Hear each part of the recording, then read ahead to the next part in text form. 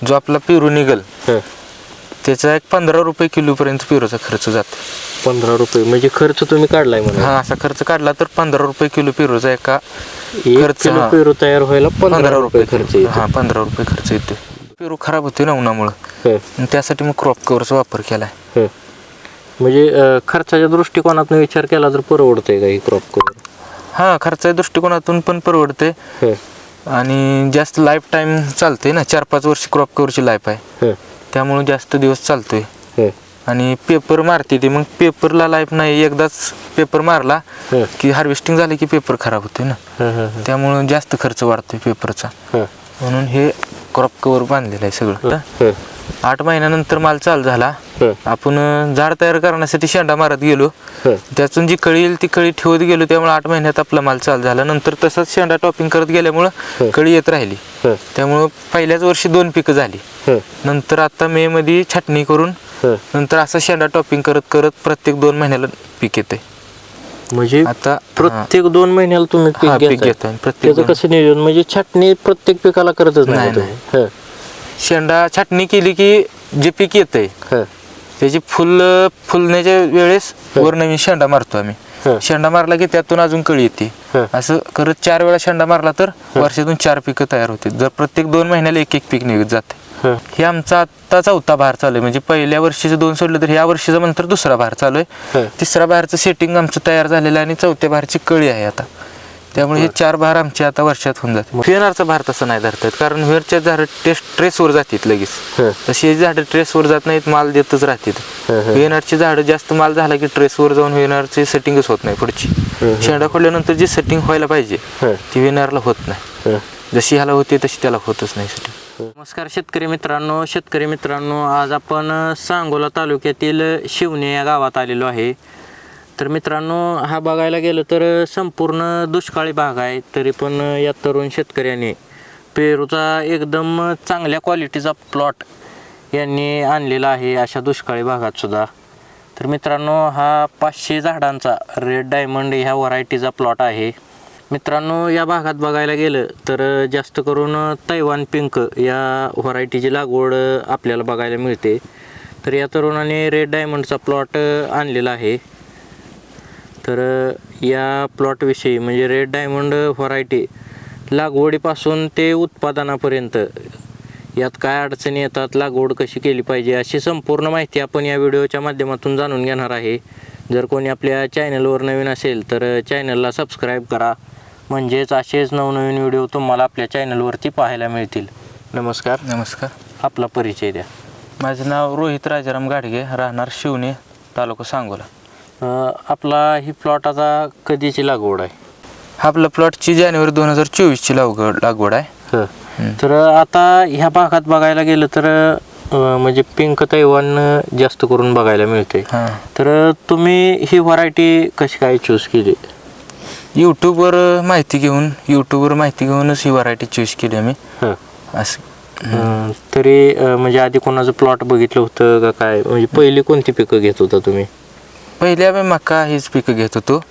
Plot असा कोणाचा बघितला नाही, युट्यूबवर माहिती घेऊनच रेड डायमंड व्हरायटी बद्दल माहिती झाली. आपला पहिला व्हीएनआरचा पेरू होताच, पेरू बद्दल नवीन माहिती काढत शोधत रेड डायमंड व्हरायटीची माहिती मिळाली. तरी आता तुमचा व्हीएनआरचा किती प्लॉट आहे? व्हीएनआरचा 500 झाडांचा प्लॉट. 500 झाडांचा. मला सांगा, व्हीएनआर मध्ये आणि ह्या रेड डायमंड मध्ये काय फरक आहे? तुम्ही व्हीएनआर कडून रेड डायमंड कडे कसं काय वळाला?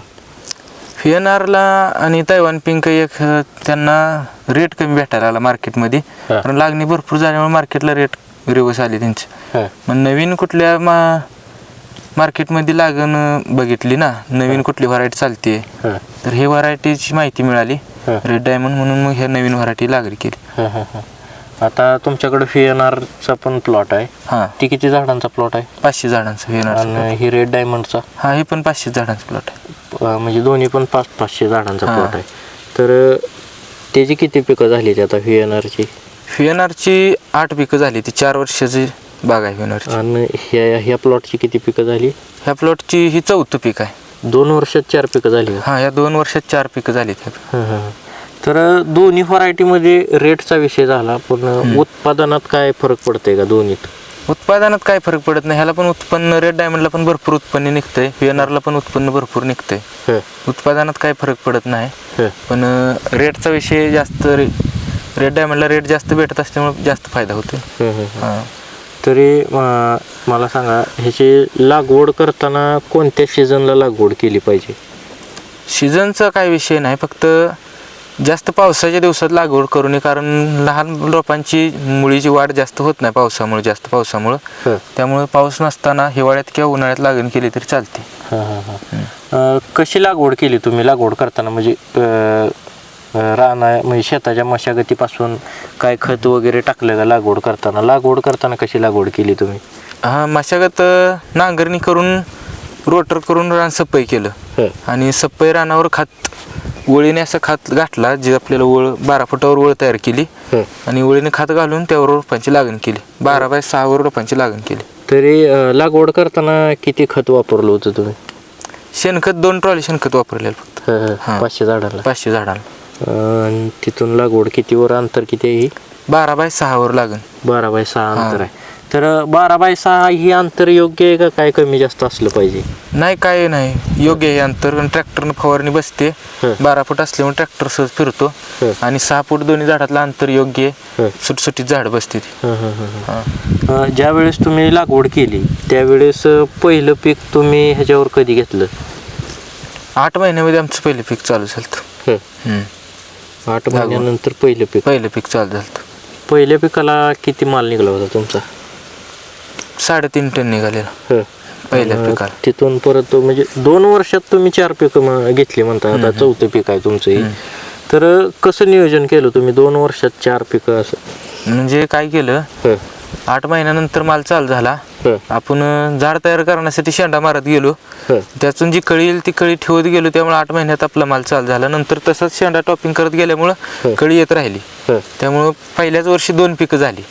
नंतर आता मे मध्ये छाटणी करून नंतर असं शेंडा टॉपिंग करत करत प्रत्येक 2 महिन्याला पीक येते. म्हणजे आता प्रत्येक 2 महिन्याला तुम्ही पीक घेता? प्रत्येक कसं नियोजन? म्हणजे छाटणी प्रत्येक पिकाला करतच नाही? शेंडा छाटणी केली की जे पीक येतंय त्याची फुलण्याच्या वेळेस वर नवीन शेंडा मारतो आम्ही. शेंडा मारला की त्यातून अजून कळी येते. असं करत 4 वेळा शेंडा मारला तर वर्षातून 4 पिकं तयार होते. जर प्रत्येक 2 महिन्याला एक पीक निघत जाते. म्हणजे आता ही तुमचा कितवा भार आहे ह्याच्यावर? हे आमचा आता 4था भार चालू आहे. म्हणजे पहिल्या वर्षीचं 2 सोडलं तर ह्या वर्षीचं नंतर 2रा भार चालू आहे. 3रा भारचं सेटिंग आमचं तयार झालेलं आहे आणि 4थ्या भारची कळी आहे आता. त्यामुळे हे 4 भार आमचे आता वर्षात होऊन जाते. म्हणजे एक माल हार्वेस्टिंग झाला पहिला भार. पहिला. दुसऱ्या भाराला आता सेटिंग झालेला आहे. 2रा हार्वेस्टिंग चालू आहे. दुसऱ्याच हार्वेस्टिंग चालू आहे आणि 3रा भार आता सेटिंग आहे. फोम घालायला आलेलं पिरो आहेत आणि 4थ्या भाराची सेटिंग चालू आहे. फुलं कळी भरपूर आहे. म्हणजे दर 2 महिन्याला तुम्ही म्हणजे ही कंटिन्यू तुमची प्रोसेस चालूच. आणि मग ह्याला छाटणी वगैरे काय करत नाही का तुम्ही? आता छाटणी आता काय करते शेतकरी माहित आहे का, एक भार झाला का लगेच छाटणी करून असं. त्या वेळ जास्त जातोय ना. पण छाटणी केली तर 6 महिने परत थांबावं लागते. शेंडा खोडत गेला तर तुम्ही नंतर प्रत्येक 2 महिन्याला पीक येते ना. त्यासाठी शेंडा खोडतच जायचं. म्हणजे ते तुमचं कंटिन्यू 2 महिन्याला मालाचं नियोजन चालू आहे? चालू. तरी किती माल निघतंय एका ह्याला, म्हणजे एका भाराला? आता तुमचा जे भार झाला 3रा झाला का 4था झाला? हे आमचा आता लागवड केल्यापासून 4था भार आहे. लागवड केल्यापासून आता जे 4था भार झाला तर किती माल निघाला 4थ्या भाराला? 4थ्या भाराला ही 9 टन माल, 7 टन माल गेलाय. 2 टन माल अजून झाडावर बाकी आहे. 9 टन माल आमचं 4थ्या भाराला निघतंय. 9 टन माल निघाला 4थ्या भाराला. आणि लगेच आता 2 महिन्यानं परत अजून 5व्या भाराला पण 7-8 टन माल निघेल आणि त्या पुढचा पण भाराला निघेल. बरं, काय रेट सापडला तुम्हाला ह्या म्हणजे भाराला? आता ह्या भाराला आम्हाला 80 रुपयापासून 110 रुपयेपर्यंत रेट सापडले. आता जी कटिंग राहिलेलं आहे ती 110 रुपयाने कटिंग आहे. म्हणजे आता माल ही जी राहिलेला आहे ती ना? ते.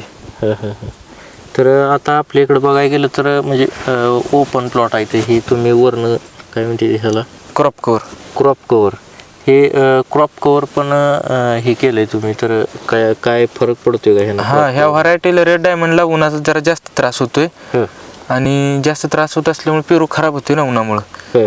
त्यासाठी मग क्रॉप कव्हरचा वापर केलाय. म्हणजे खर्चाच्या दृष्टिकोनातून विचार केला तर परवडतंय का ही क्रॉप कव्हर? हा, खर्चाच्या दृष्टिकोनातून पण परवडते आणि जास्त लाईफ टाईम चालते ना, 4-5 वर्ष क्रॉप कव्हरची लाईफ आहे, त्यामुळे जास्त दिवस चालतोय. आणि पेपर मारते ती, मग पेपरला लाईफ नाही, एकदाच पेपर मारला की हार्वेस्टिंग झाले की पेपर खराब होते ना, त्यामुळं जास्त खर्च वाढतोय पेपरचा, म्हणून हे क्रॉप कव्हर बांधलेलं आहे सगळं. तरी किती खर्च आलाय तुमचा ह्याला 500 झाडांना ही क्रॉप 500 कव्हर मारायला? 50,000 खर्च आला. 50,000? तार काठी क्रॉप कव्हर सगळं 50,000. सगळं 50,000? हा. ही आता ह्याची लाईफ किती आहे ह्या क्रॉप कव्हरची? 4-5 वर्ष तर आरामशीर जात. 4-5 वर्ष. ह्याच्यामुळं काय काय म्हणजे झाडावर काय इफेक्ट, म्हणजे सनबर्निंग ही प्रॉब्लेम? हा, फळाला सनबर्निंगचा प्रॉब्लेम येत नाही आणि ह्याच व्हरायटीला ऊन जास्त चालत नाही. तर उन्हाळ्यामध्ये जास्त टेम्परेचर वाढलं तर क्रॉप कव्हरमुळे ह्याला सावलीत झाड राहते, त्यामुळं झाडाला त्रास होत नाही काय. तुमचं म्हणजे खत नियोजन, पाणी नियोजन कसं असते? खत व्यवस्थापन, पाणी व्यवस्थापन कसं असते? खत व्यवस्थापन जेव्हा आपण छाटणी करतो त्यानंतर आम्ही खत 2-2 पाटी खत घालून, शेणखत घालून कट्टा बांधून घेतो बस. बाकी आम्ही रासायनिक खत वापरत नाही. आता तुम्ही म्हणला आता अजून तुमचं म्हणजे भार तुम्ही 2-2 महिन्याला घेताय, तर तुम्ही ह्याची छाटणी कधी करताय मग?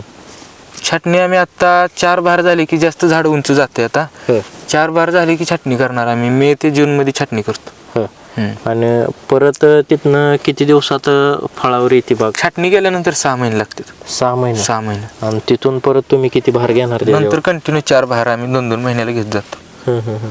म्हणजे वर्षाचा विचार केला तर तुम्ही वर्षाला ह्याच्यातनं 4 भार घेताय म्हणायचं? हा, 4 भार. तरी ह्याच्यावर म्हणजे रोगाचं हे प्रमाण बाकी व्हरायटीपेक्षा काय तुम्हाला अडचणी वगैरे जाणवल्या? नाही, रोग ह्या व्हरायटीला कमी येतोय, जास्त रोग येत नाही. व्हीएनआरच्या व्हरायटीला जास्त रोग येतोय. करपा, कुजवा जास्त आहे व्हीएनआरला, तसा ह्या व्हरायटीला करपा कुजवा नाहीच. देठात जे करपा येतो व्हीएनआरला तो या व्हरायटीला येतच नाही.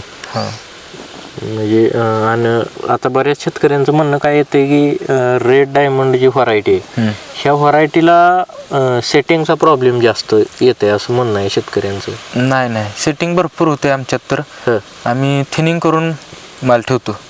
थिनिंग करून माल ठेवावं लागतं, इतकं सेटिंग होते आमच्यात. तरी किती माल ठेवता तुम्ही एका झाडावर? आता ह्या बाराला 100+ फळ होतं. 100+ फळ ठेवलेलं होतं. तरी म्हणजे अजून काय अडचणी वगैरे ह्यात जाणवते त्या? अडचण फक्त ऊन चालत नाही झाडाने जास्त, त्यामुळे क्रॉप कव्हर टाकल्यामुळे उन्हाचा पण काही त्रास होत नाही. बाकी कोणतीच अडचण येत नाही. आणि खर्चाचा विचार केला तर दोन्ही व्हरायटीला खर्च सेमच आहे का कमी जास्त होते कुठल्याला? नाही, काय सेमच खर्च सेमच येते दोन्ही पण व्हरायटीना. तर त्याची जरा फळाची साईज कमी होत असल्यामुळं फळ जास्त, फोमचा थोडासा खर्च वाढतो रेड डायमंडचा. हा, आणि व्हीएनआरचं फळ जास्त मोठं होतंय त्यामुळं कमी फळात जास्त उत्पन्न निघतंय. हेच थोडासा फोमचा खर्च वाढतोय, म्हणजे जास्त फळ ठेवावं. हा, जास्त फळ धरावं लागतं ना. तरी तुमचं छाटणीपासून 4 भार तुम्ही घेताय म्हणलं आता 2-2 महिन्याला, तर किती खर्च होतो तुमचा? खर्च फोम प्लस 8 ते 10 दिवसाला एखादी फवारणी होती तेवढाच खर्च. बाकी एकदा शेणखत घातला की स्लरी चालू असते. स्लरीचा थोडाफार खर्च होतो. 15 रुपये किलो पर्यंत पेरूला खर्च येतो. खर्च जो आपला पेरू निघल त्याचा 15 रुपये किलो पर्यंत पेरूचा खर्च जातो. 15 रुपये म्हणजे खर्च तुम्ही काढलाय म्हणा? हा, असा खर्च काढला तर 15 रुपये किलो पेरूचा एका खर्च. पेरू तयार व्हायला 15 रुपये खर्च येतो? हा, 15 रुपये खर्च येतो. बरोबर. त्यात कोणता खर्च आला तरी? फोम, बाकी फवारणी, खत, सगळाच खर्च, टोटल खर्च, मजुरी वगैरे सगळा खर्च 15 रुपये पर्यंत येते. एका किलोला 15 रुपये खर्च येते. तरी म्हणजे आता तुम्हाला कोणती पेरूची व्हरायटी बरी वाटते, म्हणजे जे उत्पन्नाला जास्त आहे, मार्केटला पण तिची मागणी जास्त आहे, अशी कोणती व्हरायटी तुम्हाला चांगली वाटते? आता तर रेड डायमंडची मागणी भरपूर वाढलेली आहे, त्यामुळे रेड डायमंडचा रेट पण भरपूर आहेत. त्यामुळे रेड डायमंड भविष्यात पण रेड डायमंड चांगला चालू शकतो. आणि आता पण रेड डायमंडचे रेट भरपूर असल्यामुळे रेड डायमंडच व्हरायटी 1 नंबर चालते. रेड डायमंडला मागणी पण आहे म्हणायचं हा, मागणी पण भरपूर आहे. आणि पेरू म्हणजे खाण्याच्या दृष्टिकोनातून विचार केला तर कोणता पेरू खाण्यास म्हणजे असं म्हणजे चवीला वगैरे? हा, रेड डायमंडची चव जबरदस्त. व्हीएनआरची चव त्याची साईडला, त्याची वेगवेगळी टेस्ट आहे, रेड डायमंडची वेगळीच टेस्ट लागते. त्यामुळे टेस्टचं काय नाही, टेस्ट समानच आहे. म्हणजे रेड व्हीएनआरची टेस्ट त्याच्या जाग्याला, त्याची टेस्ट वेगळीच आणि ह्याची टेस्ट वेगळीच. अजून कोणती कोणती पिकं घेताय तुम्ही शेतात आता? पेरू आहे, डाळिंब आहे, आंबा आहे आणि बाकीचे मग मक्का वगैरे. आता तुमच्याकडे डाळिंब पण आहे आणि पेरू पण आहे आणि इतर पण पीक आहे. तर ह्या पिकातनं तुम्हाला म्हणजे चांगलं पीक कोणतं वाटतंय? पेरू. पेरू चांगला आहे, सगळ्यात भारी पीक पेरूच. तरी वर्षाकाठी तुम्हाला ह्या 500 झाडातनं उत्पन्न किती निघतं? 4 भार धरताय आता तुम्ही, पण खर्च वजा जाता किती उत्पन्न निघतं तुम्हाला वर्षाकाठी? वर्षाकाठी खर्च वर जाता 20 लाखापर्यंत उत्पन्न. ह्या बागेतून 20 लाख तर मिळते. आणि त्या VNR मधून किती निघते? VNRचे 10 लाखापर्यंतच होते उत्पन्न, कारण त्याचा एकच भार येते. 6 महिन्यात छाटणी केल्यानंतर एकच भार धरतोय. त्याच्यावर तुम्हाला असं म्हणजे आता हे जसं नियोजन केलंय तुम्ही तसं त्याच्यावर भार धरता येत नाही का? व्हीएनआरचा भार तसा नाही धरतात, कारण व्हीएनआरच्या झाडं ट्रेसवर जातात लगेच.